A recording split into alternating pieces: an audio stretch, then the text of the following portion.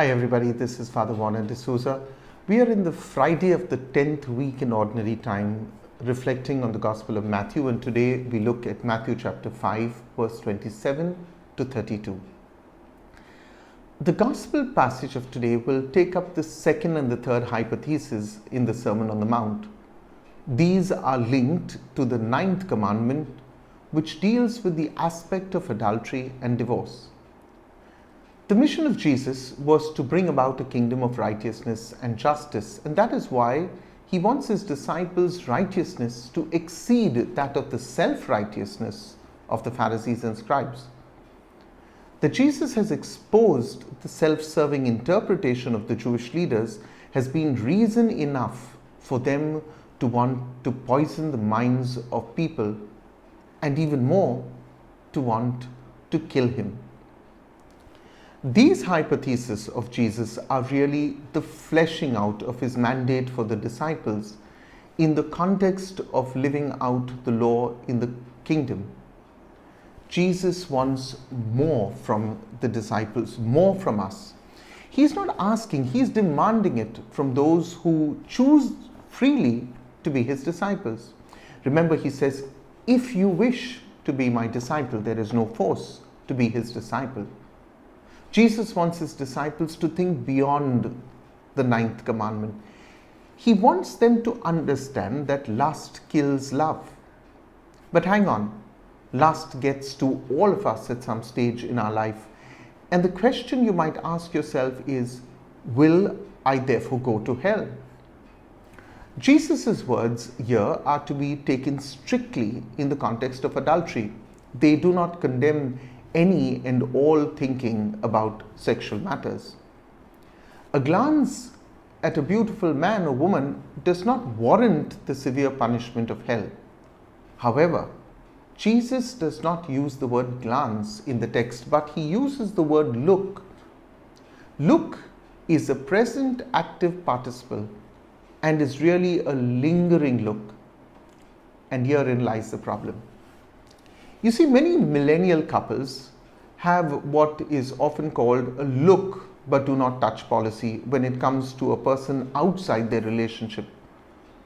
Most couples subscribing to this consider this a lesser demon or a harmless permission. You see, nothing could be more dangerous than this. Inadvertently, this so-called harmless permission has sown the seeds of adultery, something that Jesus warns us about. Take a look at Genesis chapter 3 verse 6. Satan has planted permission and doubt in Eve's mind. Eve sees the tree as good for food. That's her rationale. She sees it as a delight to the eyes. Desire and lust are added to a rationale. She perceives it to be desired and make one wise. And finally, she took and ate the fruit and then gave it to Adam. Then their eyes were opened and they knew that they were naked. Jesus' advice is clear: don't look, don't touch. And just for our thought, it is really in looking that our problems begin. The pornographic industry is, after all, a $97 billion industry. Don't ask me, ask Time magazine that reported it. It might seem that the remedy for lustful thoughts and actions seem very harsh. After all, Jesus demands for the eye to be plucked out and the arm to be cut off. St. Matthew uses an oriental hyperbole in writing this. He is overstating the problem to drive a point, namely the radical ordering of our priorities. The call of Jesus is to rather sacrifice a part of one's moral freedom than simply lose the whole. Our struggles with sexual sins will never disappear. St. Paul speaks of a thorn in his side. What that thorn is, we will never know. But we know of our own thorns in our spiritual life. Even though the wages of sin is death, we must understand that Christ won victory over death and sin when he died on the cross. Is this permission for us to go on sinning? Absolutely not.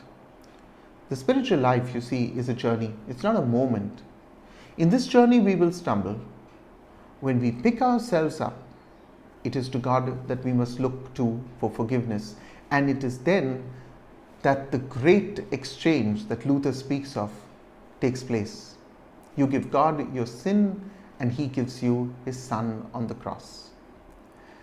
If you like these reflections, may I recommend strongly that you subscribe to this channel, and also you could go to my blog pottipadri.com, which has several sections in it, among them a section on faith where you get various scripture texts and reflections.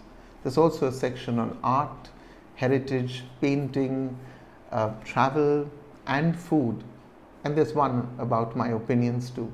Have a blessed day, everybody.